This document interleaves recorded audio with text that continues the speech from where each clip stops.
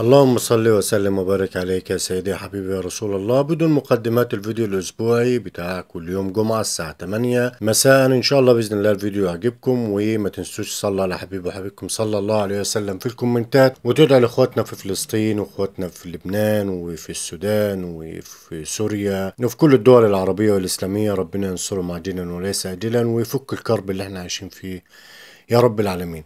ان شاء الله يا جماعة بإذن الله معانا فكرة جميلة جدا، ومن اللي هو الفلين ده هنعمل منتج روعة، منتج جميل جدا جدا بسم الله ما شاء الله. هتشوفوه ان شاء الله بإذن الله، تعملوا لايك. اتمنى ان انتوا تتابعوا الفيديو للاخر، ومعلش الفيديو طويل شوية بس بإذن الله يكون بفايدة لحضراتكم. طبعا زي ما انتم شايفين انا قطعت 4 قطع من الفلين. اللي عايز يعرف الفلين ده منين برضو يسيب له كومنت وابعت له العنوان. المقاسات بتاعتها يا جماعة ال4 قطع 20 سنتي عرض، في الطول حوالي 60 سنتي. وبعد كده بتبدأ ان احنا نجمعهم في بعض، بنجمعهم بالغيرة الابيض، وبعد كده بستخدم معايا خلة الاسنان علشان اربطهم ببعض بالشكل ده عبال ما ينشفوا ويبقوا تمام التمام. ممكن اشيل الخلة دي بعد كده، مفيش اي مشكلة. بعد ما جمعت كل اتنين في بعض بجمع الاربعة كلك في بعض. طب ممكن حضرتك تسألني وتقول لي طب انا ما عنديش الفلين ده، ممكن استخدم ايه؟ ممكن تستخدم حضرتك لو عندك قطع خشب ماشي مفيش مشكلة. ممكن تستخدم من الكرتون لو عندك كرتون مقوى، يعني كرتون يكون قوي برضو تستخدمه مفيش اي مشكلة. انا عايز بس هنا الشكل علشان ابدأ ان انا اشتغل عليه. يعني اللي اقصده ان في بدائل كتير وما انتش محكوم بخامة معينة. بعد كده ابتديت ان انا استخدم في الفروقات دي، لان الحتت دي كانت مفتوحة جامد، فابتديت ان انا استخدم الخليط ده يا جماعة ممتاز جدا جدا، وهو الرمل الابيض مع الغيرة الابيض.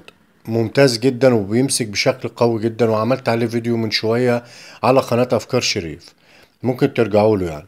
بعد كده يا جماعة ببدأ ان انا استخدم اللي هو الشبك اللي هو مصنوع من الفايبر جلاس. طب انا ما عنديش الشبك ده، ممكن تستخدم الشبك العادي خالص او السلك العادي.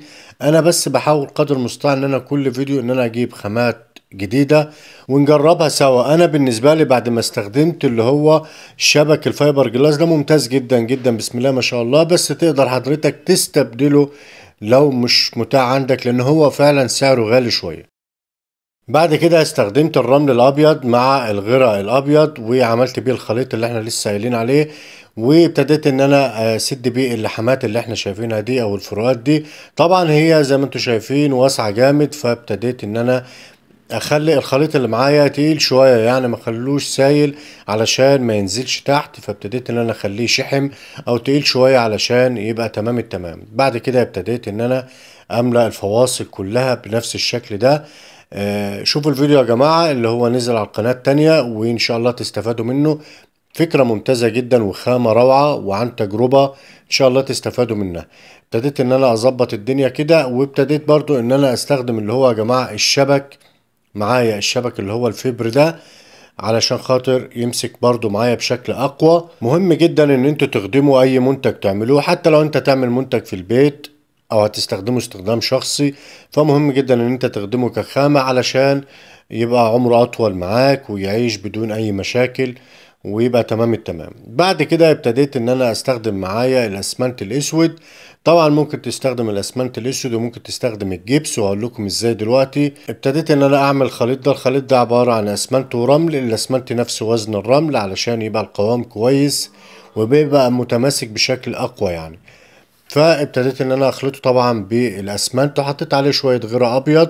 لو مش عندك غيرة ابيض في الجزئية دي مفيش مشكلة، وخلاص فردته بالشكل ده. ممكن تفرده بأي حاجة عندك، مش لازم أداة زي اللي أنا شغال بيها، ممكن لو معلقة أو أي حاجة عندكم تكونوا مش محتاجينها تستخدموها في شغل الأسمنت. بعد كده ابتديت إن أنا أدي طبقة تانية، ولكن الأول عملت اللي هو الخطوط دي علشان الطبقتين يمسكوا ببعض بشكل كويس ويحصل تجانس بين الاتنين. ابتديت ان انا اعمل الطبقة دي، وابتديت ان انا اسويها بشكل كويس جدا قدر المستطاع يا جماعة. مش لازم تبقى صنايع علشان تعمل الشغل ده.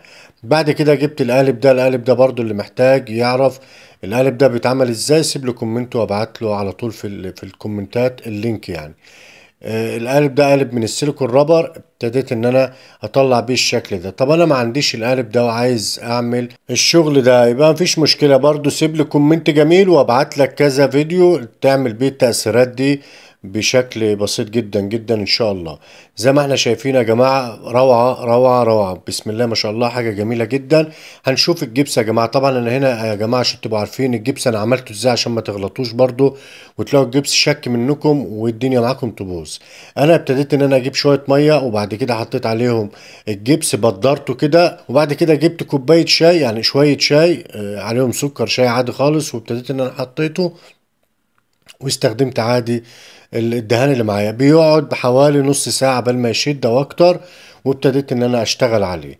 برضو اللي محتاج الفيديو كنت عملت فيديو بالتفصيل ازاي ان انت تستخدم الجبس من غير ما ينشف خالص ويبقى معاك تمام التمام. اللي محتاجه برضو يبعت لي وانا ابعت له اللينك على طول. ركزوا بقى معايا في الجزئية دي، وده الجزء الثاني من الفكرة نفسها. يعني الفكرة نفسها مقسومة لجزئين او لقطعتين، دي القطعة التانية يا جماعة. انا هنا كان الطبق ده كان موجود عندي، ولكن كان يعني كان متدمر حرفيا، مكسور ومتبهدل اسمنت. فابتديت ان انا اشتغل بيه واعمل له اعاده تدوير. ابتديت ان انا احط له برضو اللي هو الشبك اللي هو مصنوع من الفايبر جلاس، وبعد كده ابتديت ان انا اديله طبقه من الاسمنت.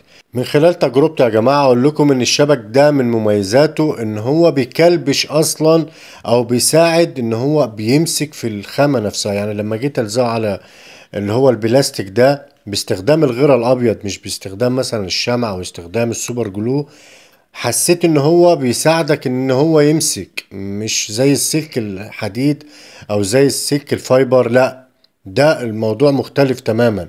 هو بيساعدك ان هو يمسك، فدي حاجة كويسة جدا، وما يحسش بيها او يعرفها الا اللي ايده في الموضوع ده وشغال على طول في الحاجات اللي زي دي، هيعرف الفرق ده.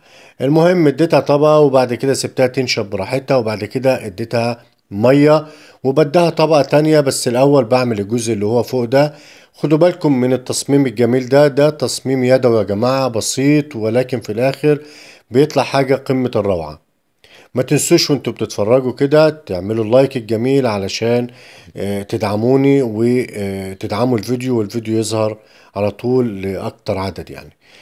عملت الطبقة التانية اهوت يا جماعة، بسم الله ما شاء الله، الموضوع ماشي معانا 10/10، والفكرة ممتازة، والفكرة دي رفتها حلوة معانا يعني. بعد كده بجيب معايا قطعة الاسفنجة او الاسبونشة دي، وابتديت ان انا انعم بيها او اظبط بيها الشكل. مهم جدا ان انت تستخدم الاسبونشة دي لانها هتفرق معاك كتير جدا في الشكل او في الملمس نفسه لما تستخدمها يعني. ابتديت ان انا ارفع الجزء اللي تحت ده او القاعدة بتاعت الشكل اللي معايا ده واحدة واحدة، بحيث ان الاسمنت ينشف، ابدأ اديله طبقة تانية، وهكذا لحد ما اجيب المنسوب اللي انا محتاجه. في الجزء اللي تحت ده هعمل دلوقتي يا جماعة البرواز او الداير بشكل متقن جدا وبشكل احترافي وبطريقة بسيطة، وبإذن الله تستفادوا منها. ابتديت اعمل طبقة من الاسمنت. يفضل ان الطبقة دي تكون اسمنتها كتير شوية علشان تمسك بشكل كويس. الاداة البسيطة دي سهلة جدا وشرحتها في فيديو قبل كده زي ما انتم شايفين. ممكن تعملوها بالميني كرافت او تعملوها باي منشار وصنفرة صغيرة، وفكرتها بسيطة جدا، وهي علشان اعمل بيها البرواز اللي قدامنا ده. اتمنى يا رب يكون الفيديو لحد دلوقتي واضح، وطبعا انا موجود معاكم، اي سؤال او اي استفسار سيبوا كومنت وانا معاكم على طول. طبعا اديتها كمان طبقة بحيث ان هو يبقى معايا تمام، وبروح مرة وباجي مرة كده بحيث ان هو يظبط معايا ويبقى مية مية. بعد كده بشيل الزيادات وبنضف الشغل بتاعي وبسويه وبيبقى معايا تمام التمام. جبت قطعة الورق دي، بالنسبة لي دي اسطمبة بظبط عليها الشغل زي ما هنشوف هستخدمها ازاي دلوقتي. زي ما بوضح وبقول في معظم الفيديوهات ان من مميزات خامة الاسمنت ان هي خامة مرنة، تقدر حضرتك تشكلها زي ما انت عاوز وتطلع بيها المنتج او الشكل او الفينش او التصميم اللي حضرتك محتاجه بكل سهولة. ولكن الموضوع محتاج شوية شغل علشان تعرف برضو اسرار الشغل ده، لان كل مجال او كل مهنة بيكون لها اسرارها وتكاتها، او اللي هو الحاجات اللي بتوصلك ان انت تشتغل وتطلع منتج بشكل احترافي او على الاقل بشكل ناجح بنسبة كبيرة. في حاجة مهمة برضو لما تيجي تعمل شغل تصميم زي ده، حاول تشتغل بكذا منسوب علشان الشغل يظهر معاك. بمعنى إيه؟ ان انا شغال هنا باكتر من منسوب، يعني باكتر من ارتفاع، عملت الجزء الداخلي والجزء الخارجي، فبالتالي انت بتعمل شغل على ده مختلف عن الشغل ده، فبالتالي الشغل معاك بيطلع مظبوط. ولكن طبعا يراعى ان الشغل يكون منظم بشكل كبير، ويكون التصميم زي ما بنقوله كده بالمصري لايق على بعضه، يعني ماشي مع بعضه او متناسق مع بعضه. لان ببساطة حضرتك لما بتستخدم الالوان مثلا، فبالتالي ضروري جدا الالوان بتاعتك تكون متناسقة مع بعضها، خصوصا لو عملت طبعا اكتر من لون. نفس الفكرة في شغل الاسمنت، لازم الشغل كله او التصميم يكون متناسق مع بعضه علشان في الاخر يكون كله تمام التمام، ويطلع معاك الشكل ناجح ان شاء الله. هنا استخدمت بعض الحاجات البسيطة علشان ابدأ ان انا ابرز الشغل بتاعي واظهره ويبقى تمام. هنا برضو القاعدة ابتديت ان انا احددها بالشكل ده. كذا حد برضو سألني على الادوات اللي انا بشتغل بيها، اللي هو المسطرين الصغير ده والحاجات البسيطة دي. اللي محتاجها برضو يسيب لي كومنت وابعت له اللينك على طول ان شاء الله. ولو اي حد من اخواتي المتابعين عنده اي سؤال من ناحية الاسمنت او شغل الاسمنت او شغل عادة التدوير بشكل عام، انا تحت امركم. وطبعا الواتس بتاعي موجود في صندوق الوصف، اللي حابب ان هو يتواصل معايا الرقم موجود في صندوق الوصف. ابتديت بعد كده ان انا اظبط التفاصيل زي ما احنا شايفين، وسبتها تنشف بقى براحتها، ونيجي هنا نكمل الشغل اللي معانا. ابتديت برضو ان انا احدد هنا الشكل ده واعمل فيه الجزء اللي فوق ده. انا بعد ما خلصت ونشف وكله تمام، ابتديت انا اعمل الجزء ده علشان يكون عبارة عن قطعة من الخشب فيها برضو مسمارين بنفس الشكل اللي هنشوفوه دلوقتي. نفس الموضوع اللي انا بقول لكم عليه، ان انت تكون منسق الشغل بتاعك مع بعضه. هنشوف دلوقتي على الطبيعة، لان طبعا الكلام حاجة والشغل حاجة تانية. ابتديت ان انا اسيبه ينشف، وبعد كده حطيت له اللي هو الاسمنت الناشف او البودرة. وبعد كده ابتديت ان انا اظبط الشكل ده بقطعة من الورق علشان يبقى كله نفس المقاس بتاعي اهوت. الدنيا سهلة والموضوع بسيط، واللي بيحب شيء بيوصل له، واللي عايز يطلع حاجة بيطلعها بالطريقة اللي هو عايزها، ادام هو حابب ان هو يعمل الشكل ده. ده اللي انا مقتنع بيه، وده اللي انا بقوله دايما في كل فيديوهاتي يعني. ببدأ بعد كده ان انا اعمل الجزء ده وبظبطه، بسيبه بقى ينشف براحته خالص. وبعد كده بستخدم معايا اللي هي الصبغة دي في القطعة اللي انا عاملها شبيهة الخشب. اما بالنسبة للجزء ده فطبعا انا بعمله باللون الاسود كله، وبعد ما بينشف معايا ببدأ ان انا اشتغل عليه بالالوان او بطريقة الدمج اللي اتكلمنا عنها قبل كده. مهم جدا تعرفوا طريقة الدمج دي، لان هي هتنفعكم في شغل كتير. او لو حتى حضرتك مش بتعمل الشغل ده خالص، فيكون عندك فكرة ان انت لو جه عليك وقت وحبيت ان انت تدهن اي حاجة، ممكن الطريقة دي تنفعكم ان شاء الله. ابتديت بعد كده ان انا استخدم اللون اللي هو الطوبي، وابتديت استخدم اللون الحمصي اطعم بيه خفيف علشان اكسر بيه لون الصبغة شوية. وابتديت بعد كده ان انا استخدم معايا البخاخة واللون الاورنج، بعد كده اللون الاسود، وبعد كده طعمت تاني باللون اللي هو الحمصي وخلاص. وبعد كده بقطعة من الاسفنجة والاسبونشة ببدأ ان انا اعمل دمج الالوان كلها ببعضها، وبجيب الدرجة اللي انا محتاجها. جيت هنا بعد دي ما نشفت وبقت تمام، استخدمت معايا الصبغة اللي هي رقم 7. رقم 7 دي بتكون فاتحة، يعني بيكون اللون بتاعها فاتح، وهو ده الدرجة اللي انا محتاجها. لو تلاحظوا انا هنا حطيت اللون الصبغة على طول، ما حطيتش بلاستيك الاول، وهو ده التأثير اللي انا محتاجه.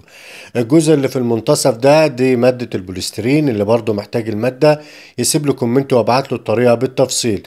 مادة البوليسترين دي من مميزاتها يا جماعة ان انت لو حطيت فيها مية بتديك عزل من المية تماما بنسبة 1,000,000%، مش 100%، وعن تجربة يا جماعة. وكمان بتدي لمعة، وكمان بتضيف لها ألوان، وبتبقى معاك بالشكل اللي احنا شفناه ده، وهنشوفه في الفينش دلوقتي إن شاء الله بإذن الله. بعد كده ابتديت ان انا احط اللون الطوب، وابتديت ان انا اشتغل برضو بطريقة الدمج على الصبغة اللي انا عملتها. بكرر تاني، لو عايز تجيب الالوان دي بتجيب اللون اللي هو الاورنج، وبعد كده اللون اللي هو الاسود، معاهم اللون اللي هو الحمصي، وبتعمل الدمج بنفس الشكل ده. الارضية بتاعتك بتكون صبغة، او بتكون الارضية بتاعتك طوبي، او بتكون اللون الاسود وعليها طوبي الاول. تمام. بعد كده ببدأ ان انا اعمل دمج بنفس الطريقة دي، واجيب الدرجة اللي انا محتاجها علشان الفينش في الاخر. طبعا ده اول فينش معايا واول شكل معايا. طبعا الست بسلة منورانا. شوفوا يا جماعة التأثير ده ممتاز جدا. هنشوفه دلوقتي برضو بعد ما ناخد مادة البوليسترين، هيطلع معايا في حتة تانية خالص، ويطلع معايا شكل مختلف تماما. بصوا يا جماعة، تفاصيل ممتازة جدا جدا، بسم الله ما شاء الله. والشكل ده روعة يعني، حاجة جميلة جدا. اهوت يا جماعة مادة البوليسترين من الداخل، مادة قوية جدا جدا، وبصراحة من أكتر المواد اللي بالنسبة لي مهمة، وبالنسبة لي نفعتني بشكل كبير جدا جدا. هنشوف دلوقتي يا جماعة بعد ما بقت مادة البوليسترين. مادة البوليسترين دي عبارة طبعا عن تنر حار مع الفلين الأبيض، وأول بنزين 92 مع الفلين، وبيكون معاك بنفس الشكل ده. روعة يعني، بسم الله ما شاء الله، حاجة جميلة جدا جدا. شوفوا يا جماعة التفاصيل، هعمل لكم زوم دلوقتي علشان تشوفوا الدنيا بالظبط عاملة ازاي. بصوا روعة. الشكل ده يا جماعة تشوفوا على الحقيقة لا في حتة تانية بأمانة الله يعني. وطبعا الجزء اللي فوق ده جميل جدا، بسم الله ما شاء الله. والألوان بتاعته عجباني جدا جدا، حاجة يعني جميلة. وطريقته بسيطة أصلا في التصنيع أو في العمل بالنسبة للجزء اللي فوق. والجزء اللي تحت كمان، شايفين يا جماعة التفاصيل، بسم الله ما شاء الله، جميلة جدا جدا. طبعا تقدر تستخدم الشكل ده كديكور على وضعه كده، ممكن تستخدمه ان انت تحط فيه ورد، ممكن تحط فيه اكسسوارات، يعني متعدد الاستخدامات. تقدر تستخدمه زي ما حضرتك محتاج تستخدمه، مفيش اي مشكلة في الموضوع ده.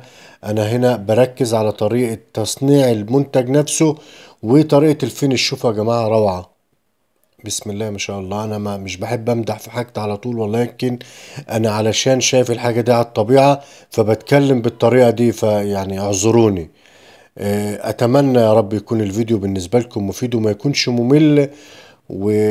وطبعا ما تنسوش تعملوا لايك وتدعوا لاخواتنا في كل مكان، ان ربنا ينصرهم عاجلا وليس عاجلا يا رب العالمين. بشكركم جدا جدا، والسلام عليكم ورحمة الله وبركاته.